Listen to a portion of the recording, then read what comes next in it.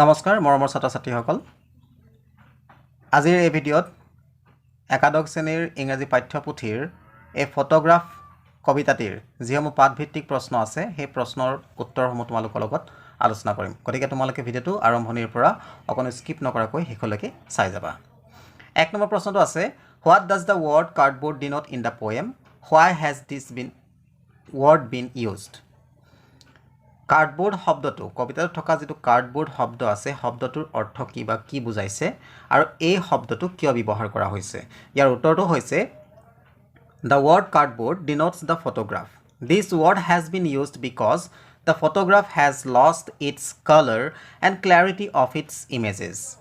Cardboard শব্দটোৱে সেই ছবিখনক সেই ফটোখনক বুজাইছে আৰু এই শব্দটো এই কাৰণে ব্যৱহাৰ কৰা হৈছে কাৰণ ফটোগ্ৰাফখনৰ বা যিখন ফটো সেই ফটোখনৰ যিটো ৰং বা তাৰ যিটো স্পষ্টতা আছিল তাৰ যিটো ডেজলিং এটো হেৰাই পেলাইছে বা এটো নাইকিয়া হৈ গৈছে Next question to আছে what has the camera captured cameraটোৱে কি আবদ্ধ কৰি ৰাখিছিল ইয়াৰ উত্তৰটো হৈছে the camera has captured the happy moments from the childhood of the poet's mother it was a scene taken in a sea beach where she had gone with her cousins and her uncle on a sea holiday where the girls were paddling in the water cameraটোৱে কবিৰ মাকৰ সেই লৰালিকালৰ যি আনন্দৰ মুহূৰ্ত আছিল সেই মুহূৰ্তসমূহ ধৰি ৰাখিছে আৰু ইয়াত হলিডে এটা বন্ধ দিনত য'ত তেওঁ দদায়েক আৰু দুই ভনীৰ লগত দদায়েকৰ জীয়েক অৰ্থাৎ ভনীয়েকহঁতৰ লগত সাগৰৰ পাৰত এটা হলিডে এটা বন্ধ দিন পালন কৰিবলৈ গৈছিল আৰু তাত ছোৱালী কেইজনীয়ে পানী থেপথেপাই আছিল বা পানীত খেল কৰি আছিল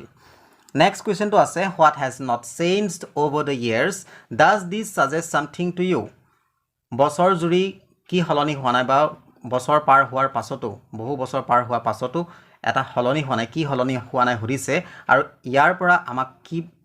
মন্তব্য কৰিছে বা কি বুজাইছে ইয়াৰ আনসাৰটো হৈছে the sea has not changed over the years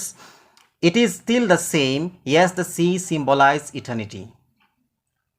সাগৰখন হলনি হোৱা নাই কি কৈছে যে ইয়াৰ উত্তৰটো হৈছে যে বহু বছৰৰ পাছতো সাগৰখনৰ যিটো ৰূপ বা পৰিবেশ হেতু হলনি হোৱা নাই হি একেই আছে আৰু সাগৰ শব্দটো বা সাগৰে ইটাৰনিটি বুজাইছে নেক্সট কোৱেশ্চনটো আছে The poet's mother laughed at the snapshot what did this laugh indicate কবিৰ মাতৃয়ে কবিৰ মাকে সেই স্ন্যাপশ্বটটোত হাঁহিছিল স্ন্যাপশ্বটটো চাই ফটোখন চাই হাঁহিছিল এই হাঁহিটোৱে কি ইন্ডিকেট কৰে বা কি বুজায় This laugh indicates her remembering her past এই হাঁহিটোৱে তেওঁৰ অতীতৰ কথাটো যে তেওঁ মনত পেলাইছে হেতু অনুকিয়াই দিছে She looked back to her childhood with nostalgia and remembered the innocent joyous days of her childhood আৰু তেওঁ সেই ফটোখন চাই তেওঁ লৰালি কালৰ দিনবোৰলৈ ঘূৰি গৈছে নষ্টালজিয়া হৈ পৰিছে আৰু তেওঁ সেই শৈশৱৰ যি আনন্দৰ দিন বা যি সুন্দৰ সময় আছিল সেই সময়বোৰক তেওঁ মনত পেলাইছে নেক্সট কোৱেশ্চনটো আছে what is the meaning of the line both re with the labored ease of loss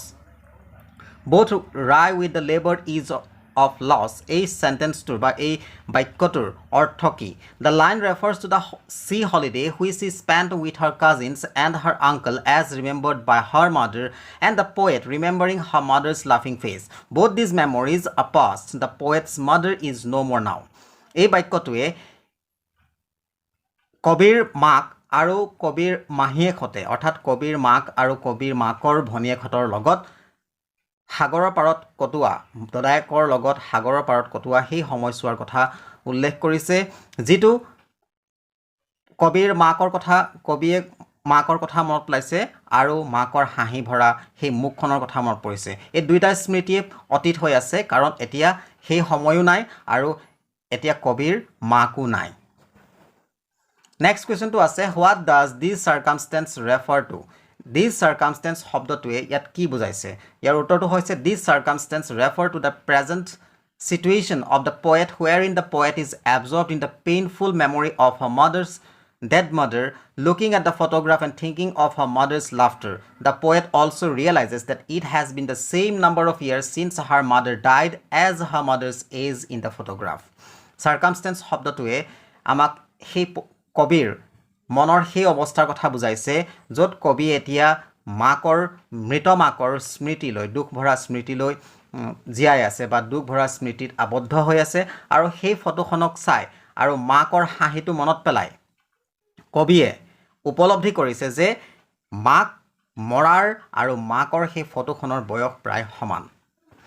next কুৱেশ্যনটো আছে the three stanzas depict three different phases name them তিনিটা স্তবক কবিতাটো তিনিটা স্তবকত তিনিটা বেলেগ বেলেগ ফেজ বা সময় উল্লেখ কৰিছে সময় বুজাইছে সেই সময়কেইটা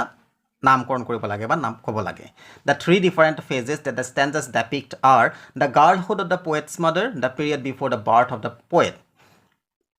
তিনিটা স্তবকে উল্লেখ কৰা বা তিনিটা স্তবকে মেনশ্যন কৰা তিনিটা স্তৰ হৈছে কবিৰ মাতৃৰ লৰালিকাল অৰ্থাৎ গাৰ্লহুড তেওঁ যেতিয়া গাভৰু আছিল গাভৰু কালৰ কথা কোৱা হৈছে যিটো কবিৰ জন্মৰ আগত আছিল নেক্সট আছে হাৰ মিডল এজ তেওঁৰ মাজভাগ কবিৰ জন্মৰ পাছত অৰ্থাৎ কবিৰ লৰালিকালৰ সময়ছোৱা আৰু শেষৰটো হৈছে period after the death of the poet's mother কবিৰ মাকৰ মৃত্যুৰ পাছৰ সময়টোক বুজাইছে ছাত্ৰ ছাত্ৰীসকল তো প্ৰশ্ন উত্তৰখিনি ইমানেই আছিল মই তোমালোকক ধুনীয়াকৈ বুজাই দিছোঁ যদি ভিডিঅ'টো চাই ভাল লাগিছে বা উপকৃত হৈছোঁ বুলি ভাবিছা তেনেহ'লে লাইক কৰিবা কাৰণ এনেকুৱা ধৰণৰ তোমালোকৰ এটা লাইকে মোক